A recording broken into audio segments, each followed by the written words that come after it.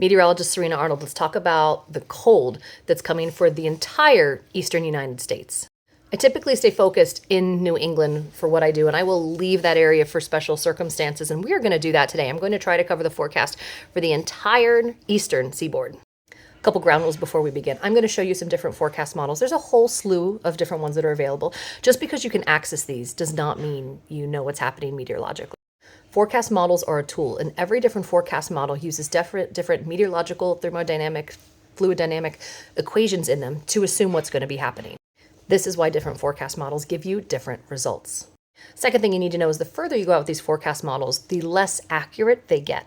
Once again, because they're making different assumptions, and those assumptions in a short period of time don't make for large differences. But when you start looking a week and a half, 2 weeks out, small changes today result in very big changes tomorrow.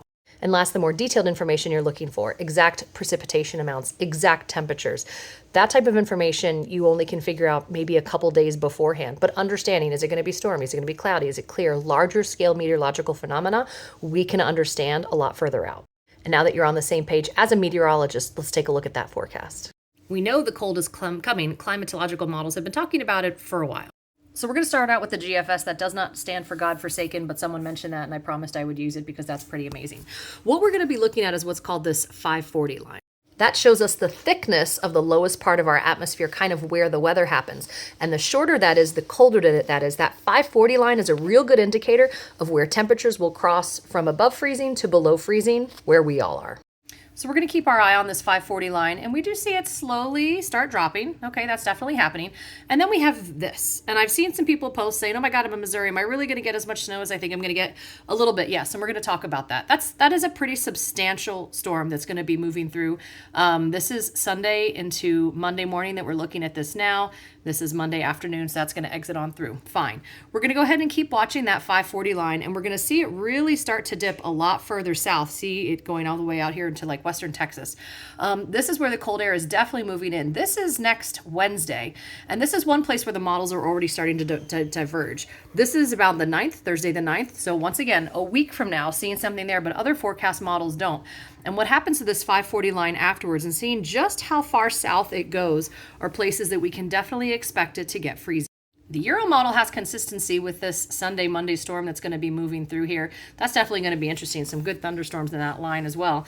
And let's play ahead and see what's going on with this 540 line. Not showing it dropping as far south in Texas as it over here. Now, once again, we're already a week out. Also, not showing this little Gulf storm that's going to be coming along around the 9th or 10th. It shows it being a low pressure that kind of deviates to the south and not much of anything. But afterwards, we start seeing those temperatures really drop. That model doesn't show that happening until Sunday, January 12th, which is over a week and a half from now, which means you're not going to put a whole lot of faith in that. Could it happen? Yes. It's just one of those things where you can't put your money on it this far out. It's one of those like, okay, it's possible, but not probable. The first big question is, how cold is it really going to get? How much of a difference? Because it's January, y'all. It is winter. We should be used to the cold temperatures, right? Right. This map shows temperature anomalies. This is places that are warmer than they should be this time of year, and this is colder. So as we play through here, we take a look at the places that are supposed to be getting a lot colder than normal. All right, here around this weekend, Mid-Atlantic region, definitely looking chillier than they typically should be. Also seeing out here in these southern United States early next week. But the real cold's going to start kicking in right here across this stripe. And this cold lasts from Tuesday through Wednesday into Thursday. And we're talking very, very cold temperatures. We're talking temperatures that could be over 30 degrees colder than normal for this time of year. So definitely really, really cold temperatures. During this time, the entire eastern half of the United States is much colder than it should be, and we're seeing generally about 10 to 15 degrees colder than normal, with a few isolated spots of 20 degrees colder than it should be. So let's see what the actual temperatures are forecast to be forecasting on this stripe right here. This blue to green line right here is the freezing temperature line. So let's watch just how far south this progresses as we go across the forecast model. You see the temperatures drop for sure. The first big cold shot comes in Monday to Tuesday, January 7th through these states. So from Kansas to Virginia, definitely looking at temperatures that are going to be single digit. And the freezing line has made its way pretty far south. Come Wednesday morning, we're seeing single digits through New England, through the mountains and the higher elevations of Virginia. And this swath, once again, now has temperatures dropping down into close to the negative teens. Come Thursday morning, that cold's locked in the Mid-Atlantic. We're seeing it up in New England and this really, really cold area. Once again, temperatures well below zero. And come Friday morning, the cold's just starting to continue to push further east, making Virginia, West Virginia all very cold. A secondary stronger push of cold air, though, is going to be coming through after that. So this is for the following weekend, the 11th and 12th. Colder air comes back to this stripe, and we're going to see that freezing line dip way far south down here. Now that you see what those temperatures are doing, let's take a look at what's going to be happening with snowfall in some of these areas as well.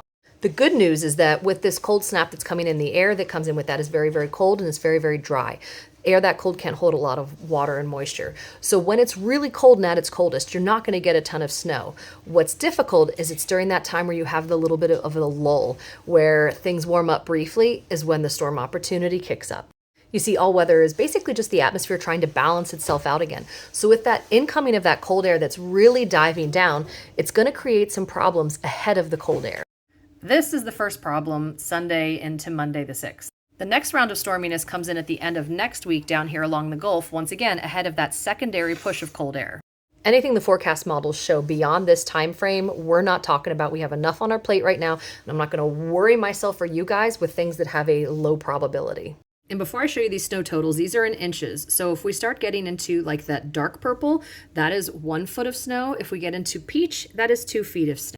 So let's take a look at what's going on. This is Sunday, Monday, definitely seeing a foot of snow, possibly 2 feet in some isolated locations. That definitely dropping off as it gets through the mid-Atlantic region, but wouldn't be surprised if through northern Virginia we did see a foot of snow. The other interesting bit of snowfall that's going to be happening is down here through southeastern Texas and through Louisiana. Now this is for next weekend. Where you see those dark blues, we're definitely looking at 3 to 4 inches, maybe some places even getting a little bit more. Once again, over a week out, so I'm not putting a lot of faith in it, but just know that all the models are showing that the ingredients are there at this time. This could definitely change within a couple days. For almost the entire eastern United States, I don't worry about this. This is stuff you have seen most likely within your lifetime. There's nothing record-breaking about what's going on here. It's going to be an interesting snow and ice storm that definitely goes from Kansas, Nebraska, Missouri, Iowa, Illinois, Indiana, Kentucky, right? That stripe is definitely going to be seeing some cold and some interesting snow and ice with it. The area I'm most concerned for are the areas that were hardest hit by Helene earlier this summer. Next weekend, while there's a lot of temperatures that are going to be hanging out in the negative teens, it's this stripe through here right along the North Carolina and Tennessee borders that I'm most concerned with. Temperatures in those areas are forecast to reach single digits some point next weekend. These areas are incredibly hard hit. People are still people without power, people still without running water, and a lot of people are just not in a good shape down there. There's still a lot of problems, more so than I think the general public realizes. So seeing single-digit temperatures come in where infrastructure is already lacking and there's already a lot of existing problems, this is the area I'm most concerned with. Not to downplay the snow and the ice that's going to be happening in that stripe from Kansas to Virginia here. I mean, that's the freezing rain ice forecast for Sunday into Monday, January 5th and 6th. Don't take this lightly.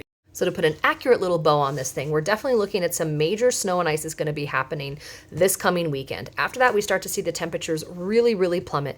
Seeing next weekend, those temperatures reaching a lot further south, reaching through coastal areas, and really potentially giving a problem to everyone in the Appalachia regions who were so damaged heavily by Helene. Parts of southeast Texas may see snow. Florida might see some freezing temperatures as well after the following weekend, with the exception of the Panhandle. How far south this ends up making it is still to be determined.